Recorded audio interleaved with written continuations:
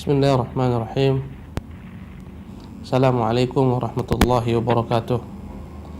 Alhamdulillahi rabbil alamin. Wa sallallahu wa sallam wa barak ala abdihi wa rasulihi Muhammadin wa ala alihi wa sahbihi ajma'in.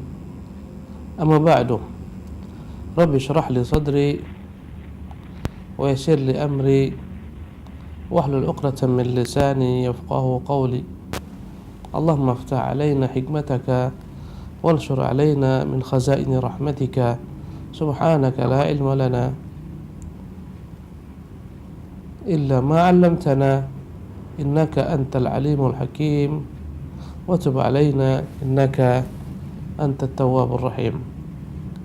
Para sahabat Hang dan para pemirsa SEN-TV dimanapun Anda dapat memantau acara kita ini, alhamdulillah pada kesempatan yang penuh berkah ini, di pagi hari ini kita dapat dipertemukan Allah Subhanahu wa taala kembali untuk melanjutkan silsilah atau rantai daripada kajian tauhid kita, yang insyaallah pada kesempatan yang penuh berkah ini kita akan mengambil tema tentang bahayanya pengkultusan terhadap individu di dalam Islam, terhadap pribadi di dalam Islam. Para sahabat Hang, para pendengar Hang dimanapun Anda berada, serta para pemirsa SEN-TV, dalam bahasa Arab pengkultusan terhadap orang disebut dengan nama ghulu. Dan ghulu dari kata-kata ghala yaghlu. Ghala yaghlu dalam bahasa Arab adalah yang menunjukkan tentang meluapnya air. Ghalal ma'u, jika air meluap disebut dalam bahasa Arab ghalal ma'. Ketika panasnya air membuat dia melimpah-limpah keluar daripada wadahnya, itu disebut ghala.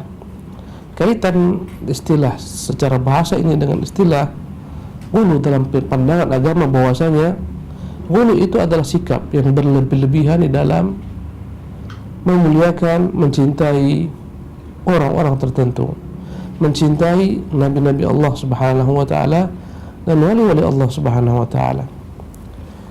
Di dalam Islam segala sesuatu yang melampaui itu tercela. Mencintai makhluk yang melampaui batas daripada porsi yang seharusnya dia ambil dalam mencintai makhluk tersebut, itulah disebut dengan nama ghulu, yang dalam bahasa kita disebut dengan istilah kultus. Allah Subhanahu wa taala melarang orang-orang beriman meniru gaya orang-orang ahlul kitab, yaitu orang Yahudi dan Nasara, dalam mengkultuskan ulama-ulama mereka, para nabi-nabi mereka. Allah berfirman sebagaimana termaktub dalam surah An-Nisa pada ayat yang ke-171, ya ahlul kitabi la taghlu fi dinikum.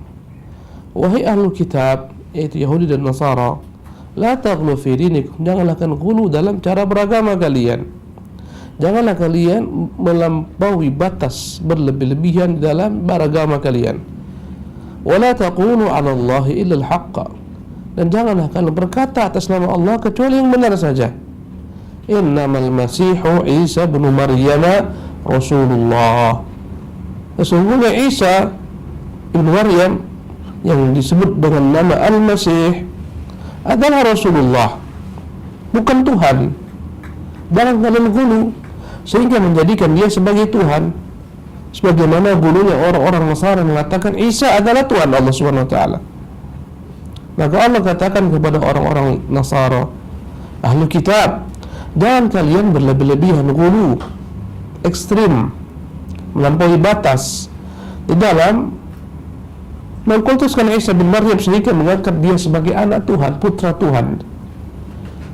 Dan Allah Subhanahu wa taala mengatakan dia bukan putra Tuhan, tapi dia adalah Rasulullah. Dia itu Rasul utusan Allah Subhanahu wa taala. Wa kalimatuhu alqaha ila Maryam wa ruhun minhu. Dan Isa itu adalah kalimat Allah. Maksud kalimat Allah adalah kalimat ciptaan Allah Subhanahu wa taala. Maksudnya adalah dialah Isa yang tercipta dengan kalimat Allah kun, jadi, maka jadilah ia. Wa kalimatuhu alqaha, kalimat kun itulah yang Allah Subhanahu wa taala jadikan dengan Isa bin Maryam.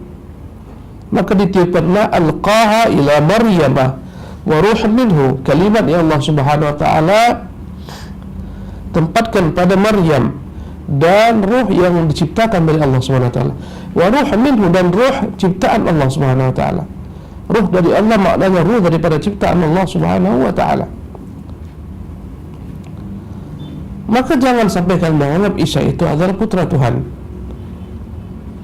Dan Allah Subhanahu wa taala juga mencela orang-orang Yahudi.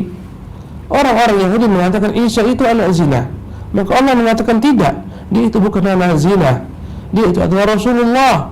Dan dari sisi kejadian Isa bin Maryam, dia terjadi dengan kalimat kun Allah Subhanahu wa taala, bukan dengan zina ya billah sebagaimana yang kalian sangkakan. Allah Subhanahu wa taala mencela dua umat ini, yaitu orang-orang Yahudi dan orang-orang Nasara, yang mereka gulu terhadap Isa. Orang-orang Nasara gulu sehingga mengangkat Isa sebagai anak Tuhan. Orang-orang Yahudi gulu terhadap Isa sehingga mereka melecehkan Isa dan mengatakan dia bukan Rasul Allah, tapi dia adalah anak zina ya billah. Karena itulah mereka ingin menghabisi nyawa Isa. Karena itulah mereka berkomplot, bersepakat untuk membunuh Isa. Maka Allah Subhanahu wa taala menyuruh kedua umat ini, yaitu Yahudi dan Nasara, agar mereka tidak gulu, tidak ekstrim, tidak kultus berlebihan kepada Isa bin Maryam. Ya, kultus berlebihan yang dilakukan oleh orang Nasara, orang-orang Nasara, dan pelecehan yang berlebihan yang dilakukan oleh orang-orang Yahudi. Dan semua ini pelecehan serta sifat berlebihan dalam bahasa Arab yang disebut dengan nama ghulu, perbuatan yang melampaui batas. Ketika Allah Subhanahu wa taala larang orang-orang Yahudi dan Nasara yang bersikap ghulu terhadap Isa bin Maryam, maka tentulah maksudnya Allah juga larang kepada kaum muslimin jangan sampai mereka menerima atau meniru gaya Isa, gaya orang-orang Yahudi dan Nasara terhadap Isa bin Maryam. Artinya, sebagaimana orang-orang Yahudi dan Nasara dilarang ghulu terhadap Isa bin Maryam, jangan pula akan ghulu terhadap Nabi yang mulia Rasulullah Muhammad dan para wali-wali Allah Subhanahu wa taala setelah beliau, kepada para sahabat-sahabat beliau. Janganlah ghulu dengan mengangkat derajat Nabi yang mulia SAW atau derajat wali-wali setelah Nabi.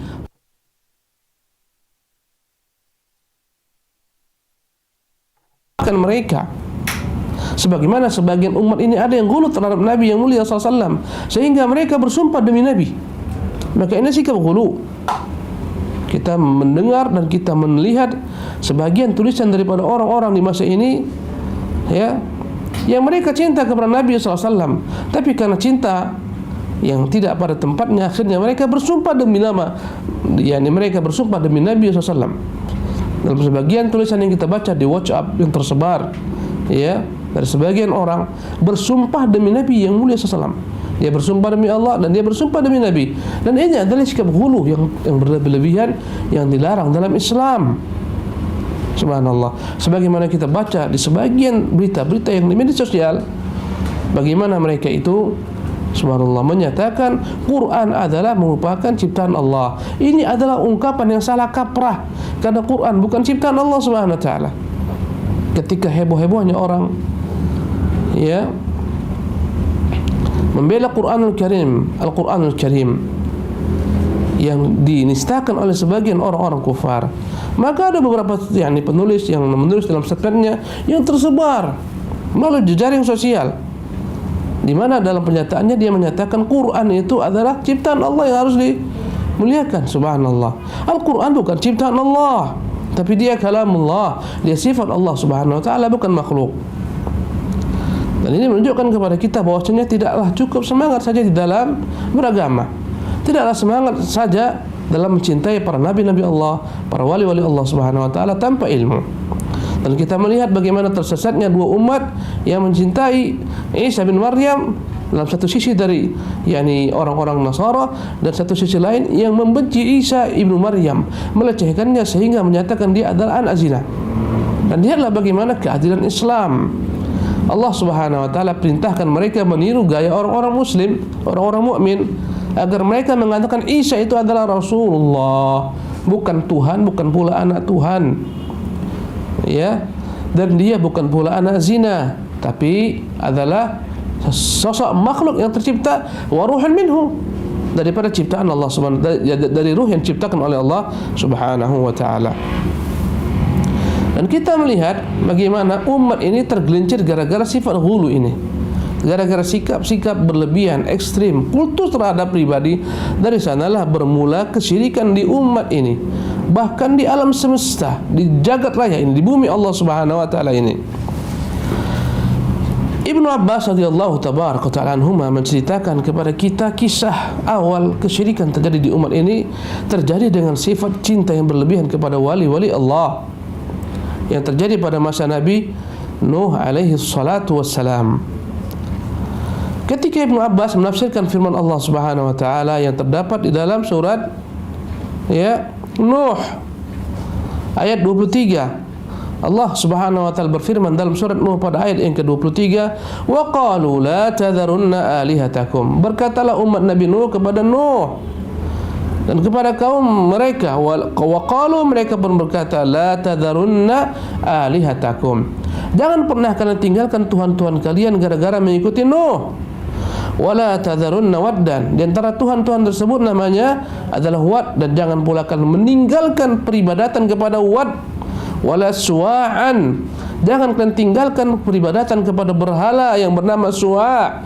Wala Yaghuth wa Ya'uqa wa Nasra, jangan pernah tinggalkan berhala-berhala kita yang bernama Yaghuth, Ya'uq dan Nasr, sembahlah mereka, jangan ikuti Nuh.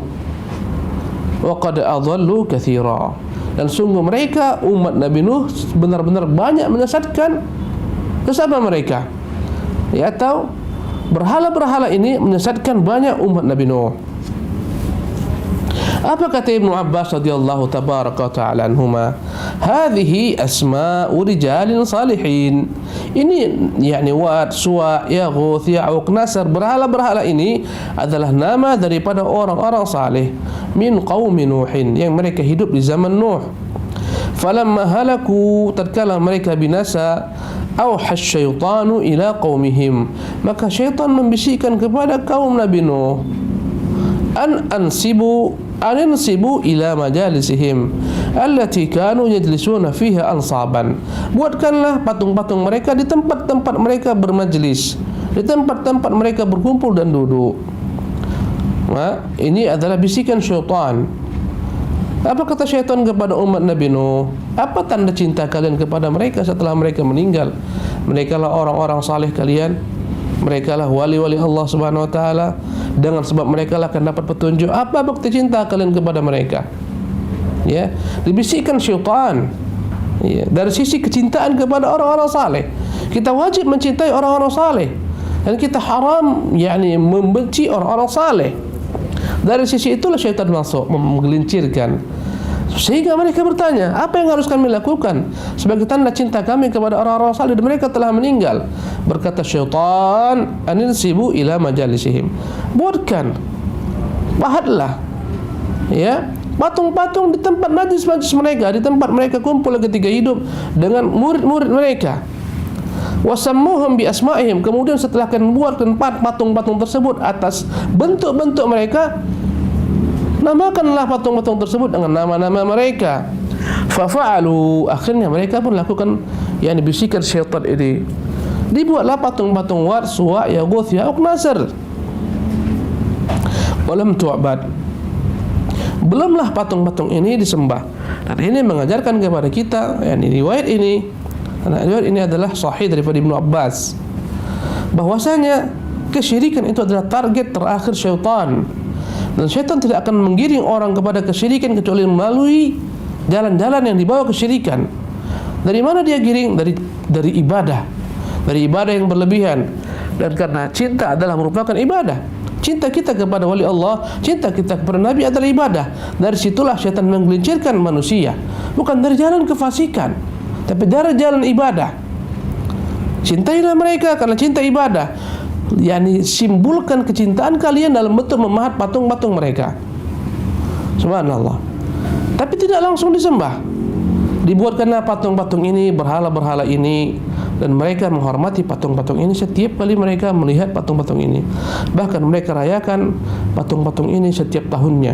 Ya, dibuatlah hari raya di patung-patung ini, mereka berkumpul, mereka makan-makan, ya. Mereka memakai pakaian yang baru, mereka bersenang-senang. Dilakukanlah setiap tahunnya hari raya seperti ini.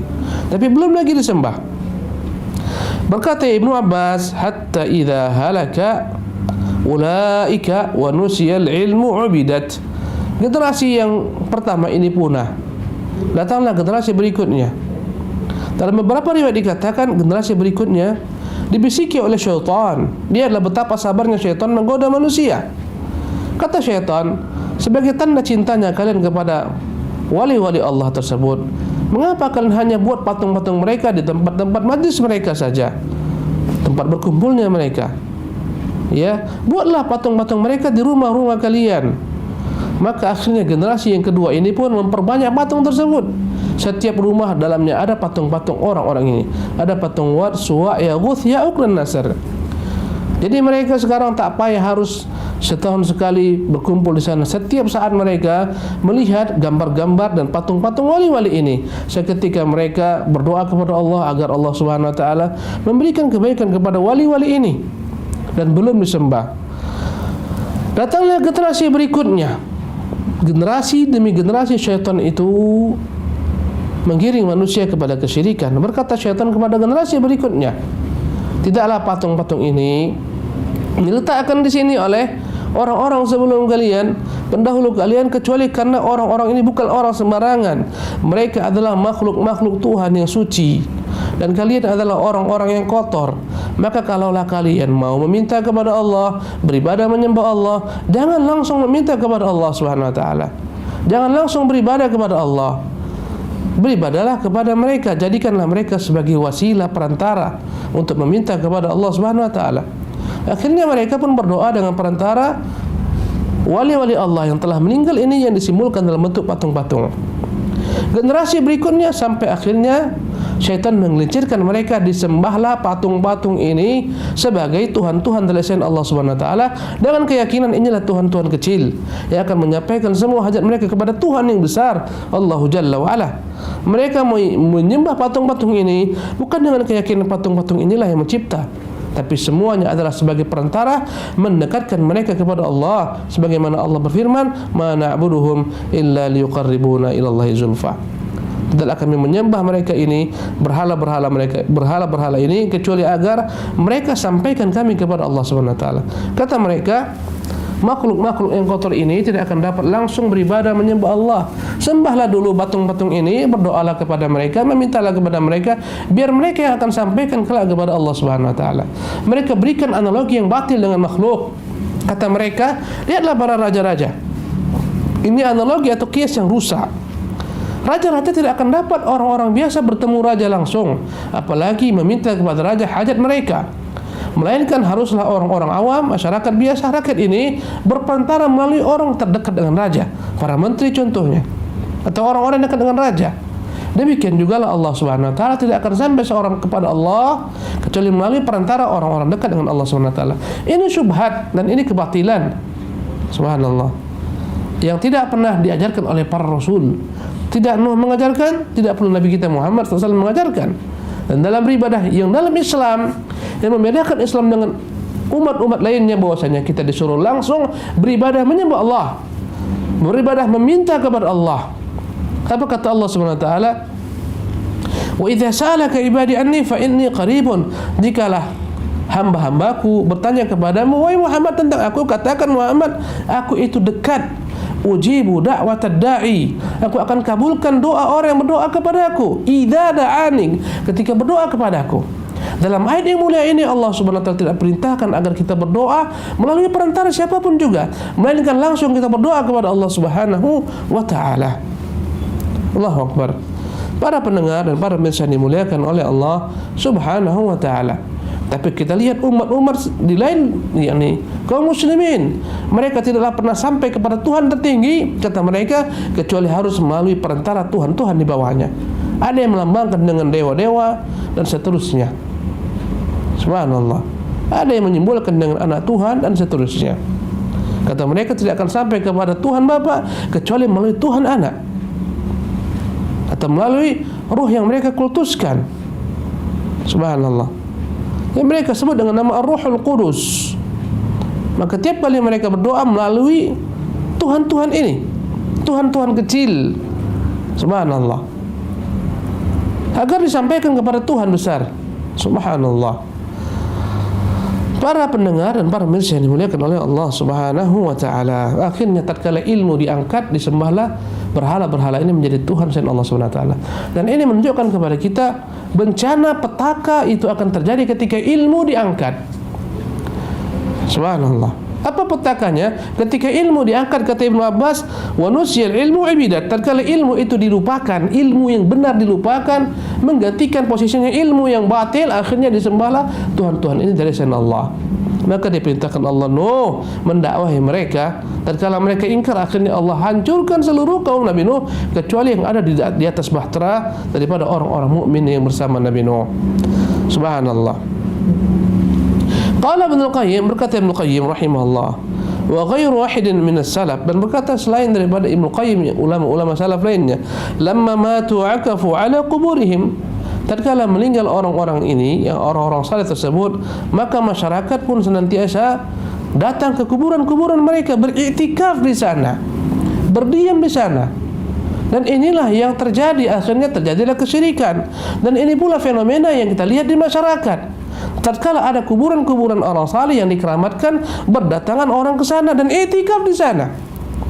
Persis sebagaimana dilakukan oleh kaum Nabi Nuh. Mereka awalnya beriktikaf kepada Allah, meminta, berdoa kepada Allah. Lambat laun syaitan gelincirkan. Kenapa kalian datang kemari? Tidak lain karena keutamaan tempat ini. Kenapa di sini terkubur orang suci, makhluk Tuhan yang suci. Ya, yang membuat kubur ini orang yang paling suci atau orang yang suci, wali-wali Allah Subhanahu wa taala. Maka doa-doa tidak akan sampai kecuali melalui perantara mereka. Dan lambat laun akhirnya ada mereka yang langsung meminta kepada orang-orang yang telah meninggal ini, dan inilah syirik akbar. Subhanallah, yang kebanyakan melalui proses secara perlahan, tidak langsung kepada kesyirikan besar. Apa kata Ibnu Qayyim? Tsumma sawwaru tamathilahum. Mereka merasa enggak cukup dengan berziarah ke kuburan mereka, i'tikaf di sana, enggak cukup. Akhirnya mereka buatlah patung-patung tersebut di kuburan-kuburan mereka. Dan ini tradisi orang-orang Nasara. Apabila Anda perhatikan agama Ahlu Kitab, subhanallah, mereka pahat patung-patung leluhur mereka. Mereka buat bagaikan monumen. Mereka buat patung-patung leluhur mereka di atas kuburan-kuburan mereka. Dan ini tradisi daripada orang-orang kufar. Mereka buat patung-patung tersebut di atas kuburan-kuburan bagaikan monumen. Subhanallah. Berkata Ibnu Qayyim, "Tsumma sawwaru tamathilahum." Akhirnya generasi ini ya bukan hanya sekedar i'tikaf di kuburan, bahkan mereka buatlah patung-patung di kuburan tersebut. Kalau sekarang sebagian daripada ya orang-orang yang terjatuh kepada kesyirikan, dibuatlah besar-besar foto, gambar orang yang telah meninggal tersebut, diletakkan di kuburan tersebut. Bahkan diperbanyak foto-foto tersebut ya dalam ukuran kecil, kemudian diperjualbelikan. Setiap kali orang yang datang, ada yang membawa foto tersebut, mereka simpan, mereka gantungkan di rumah-rumah mereka. Mereka katakan ini bukan sembarang foto, ini foto wali yang makhluk suci yang cintai Allah. Dan lambat laun akhirnya tanpa terasa, sebagian mereka merasa dengan adanya foto ini, foto wali tersebut, hidup mereka menjadi aman dan tentram, rezeki mereka menjadi lancar. Karena itulah Anda tak perlu heran ketika melihat ada foto-foto wali-wali Allah Subhanahu wa taala ini, atau orang-orang yang mereka anggap wali Allah Subhanahu wa taala ini digantungkan di rumah-rumah mereka, di tempat-tempat kerja mereka, di rumah-rumah makan mereka, ya di toko-toko mereka. Subhanallah. Jadilah dia bagikan jimat, seolah-olah mendatangkan manfaat, menolak mudarat. Dan ini kesyirikan yang telah usang, tapi tetap berlaku, tetap berjalan, dan diamalkan sebagian daripada orang-orang yang tergelincir kepada kesyirikan. Berkata Ibnu Qayyim, "Tsumma tala 'alaihimul amadu fa'abaduhum." Masih dibangunkan patung-patung, belum disembah. Lambat laun akhirnya disembahlah patung-patung ini. Subhanallah. Para pemirsa yang dimuliakan Allah Subhanahu wa taala dan para pendengar Hak FM yang Allah Subhanahu wa taala muliakan, Umar radhiyallahu taala meriwayatkan bahwa Rasulullah SAW pernah berkata kepada sahabat-sahabatnya, "La tatruni, jangan kalian mengkultuskan saya. Kama atratit an-Nasara Isa bin Maryam, sebagaimana orang-orang Nasara telah mengkultuskan Isa bin Maryam. Innama ana abdun, aku ini hamba. Jangan sampai aku disembah sebagaimana disembahnya orang-orang, sebagaimana disembahnya Isa bin Maryam oleh orang-orang Nasara. Innama ana abdun, aku ini hanya hamba, jangan disembah. Faqulu, tapi katakan, Abdullah wa rasuluh, aku ini adalah hamba Allah, bukan Tuhan dan Rasul Allah Subhanahu wa taala. Jangan dilecehkan, ikuti syariatku." Hadis ini diriwayatkan Al-Bukhari Muslim. Berkata Rasulullah SAW dalam kesempatan lainnya, "Iyyakum wal ghulu," kepada orang-orang beriman, jangan kalian memiliki sifat ghulu, ekstrim, berlebih-lebihan terhadap pribadi, mengkultuskan mereka. Fa inna ma ahlaka man kana qablakum al-ghulu, karena yang merusak umat sebelum kan adalah sifat ekstrim, berlebihan dalam mencintai wali mereka, nabi-nabi mereka, orang saleh mereka, sehingga akhirnya disembah. Subhanallah. Ibnu Mas'ud meriwayatkan dari hadis Rasulullah SAW, "Halakal mutanatti'una," binasalah, akan binasa, akan hancur. Siapa al-mutanatti'un? Orang-orang yang melampaui batas dalam segala hal, apalagi dalam perkara akidah. Para pemirsa yang dimuliakan Allah Subhanahu wa taala dan para pendengar yang dimuliakan Allah Subhanahu wa taala, demikianlah sesi materi yang kita sampaikan pada kesempatan yang penuh berkah ini. Semoga Allah menjaga kita dan umat ini daripada sifat-sifat ghulu yang menjerumuskan mereka kepada kesyirikan, yang mengangkat wali-wali Allah Subhanahu wa taala lebih daripada porsi yang Allah tempatkan. Wa sallallahu wasallam ala nabiyina Muhammadin wa akhiru da'wana alhamdulillahi rabbil alamin. Jazakumullah. Nah, sampaikan bahasan memang pembahasan bahaya dengan pribadi selanjutnya terbatas dan dengan Allah Subhanahu wa taala. Kita masuk di sisanya jawab, silakan di nomor 0778 467106 0778 untuk sesi tanya jawab. Di pesan singkat di 081808108106. Halo. Halo, assalamualaikum Ustaz. Waalaikumsalam warahmatullahi wabarakatuh. Dengan Ummu Maryam dari Jakarta. Ya, saya langsung ke pertanyaannya. Wa fiki. Saat ini pun banyak tuh kaum muslimin yang berfoto-foto di foto-foto mata yang ada di Muhammad, Ustaz. Nah, itu apakah hukum keharamannya sama dengan kita mengucapkan selamat Natal kepada orang-orang tersebut, Ustaz? Kalau dari Ustaz, Assalamualaikum. Ulangi kembali soalnya. Pertanyaan yang disampaikan oleh Ibu tadi berkenaan dengan saudara-saudari kita muslimin dan muslimat yang berfoto pada simbol-simbol yang bukan dari kalangan kaum muslimin ataupun mengambil foto mereka di simbol-simbol orang-orang yang non-Islam. Apakah ini termasuk dari dosa juga sebetulnya ucapkan selamat pada hari raya mereka? Bismillah, alhamdulillah, wassalatu wassalamu ala rasulillah wa ba'da. Sebagaimana kita selalu ulang-ulang dalam kajian-kajian kita kemarin dan sebelumnya, sesungguhnya kelemahan kaum muslimin itu ada berpangkat daripada kelemahan ilmu mereka. Dan ilmu yang paling mendasar dalam Islam adalah ilmu akidah. Subhanallah. Maka berat perjuangan kita untuk bangun dan bangkit, untuk menentang kezaliman orang-orang kufar terhadap kaum muslimin. Berat. Sampai mereka paham akidah mereka sendiri. Karena akidah ini yang akan membangun peradaban, membangun Islam, yang membuat mereka memandu semua umat. Di antara bentuk perkara tersebut adalah apa yang kita lihat, fenomena yang kita lihat memprihatinkan. Kaum muslimin berbangga-bangga, berfoto-foto di simbol-simbol orang kufar. Kadang-kadang datang ke tempat tertentu, rumah-rumah ibadah orang kufar, candi-candi, kadang-kadang tuhan-tuhan orang kufar yang dibentuk dalam batu-batu yang dipahat, dewa-dewa orang kufar. Kemudian di sana berfoto orang-orang Islam dengan senyum bahagia, kadang-kadang memakai hijab, kadang-kadang memakai jilbab, memakai peci. Subhanallah. Padahal ini semua adalah merupakan bentuk kehinaan yang mereka menghinakan agama mereka sendiri. Ini simbol makhluk-makhluk yang celaka dan binasa. Simbol penyimpangan fitrah. Ini penyakit masyarakat. Kesyirikan, kekufuran adalah penyakit di dunia ini. Maka jangan sampai ada orang berbangga-bangga dengan penyakit. Subhanallah. Bayangkan secara logika bagaimana Anda ketika ada orang terkena penyakit, misalnya kanker, tumor di otaknya dan seterusnya. Apakah layak dia berbangga-bangga selfie ria dengan penyakit yang tersebut? Dia katakan, lihat nih tumor saya, kepala saya hampir 2 kali besarnya. Ada orang yang berbangga-bangga demikian? Tidak, karena itu penyakit. Wallahi kesyirikan penyakit maknawi lebih dalam daripada penyakit tumor. Bagaimana Anda berbangga dengan simbol-simbol kesyirikan? Dan kita ini berada pada hari-hari sebagian orang Islam latah, ikut-ikutan dengan orang-orang kufar, mengucapkan kata-kata selamat ar-raya kepada orang-orang kufar, memakai simbol-simbol orang kufar. Ya, peci-peci, yakni penutup-penutup kepala yang dipakai oleh orang kufar dengan simbol-simbolnya, ya, diikuti oleh kaum muslimin. Mereka berpakaian dengannya, ya. Sebagaimana yang kita lihat di sebagian orang berjilbab, tapi atas jilbabnya adalah, subhanallah, pakaian topi Santa Claus. Yang ini merupakan simbol orang-orang Nasara. Di mana agama kalian? Kenapa tidak akan lepaskan jilbab kalian? Subhanallah. Ini adalah khurafat. Ini adalah khurafat yang tidak layak ada dalam agama Islam, apalagi dibanggakan kaum muslimin.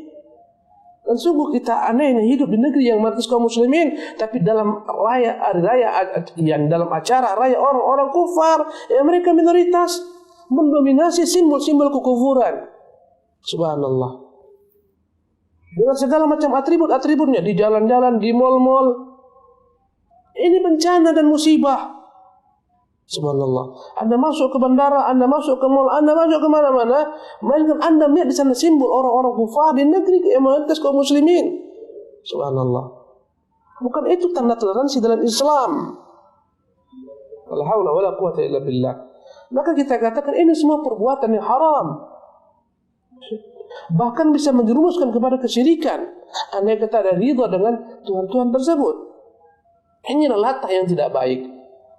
Subhanallah. Dan karena itulah wajar jika penyakit kesyirikan ini menggerogoti kaum muslimin, mendatangkan bala bencana kepada mereka sendiri, sehingga membuat umat-umat di luar mereka merendahkan mereka, menghinakan mereka. Wallahu ta'ala alam.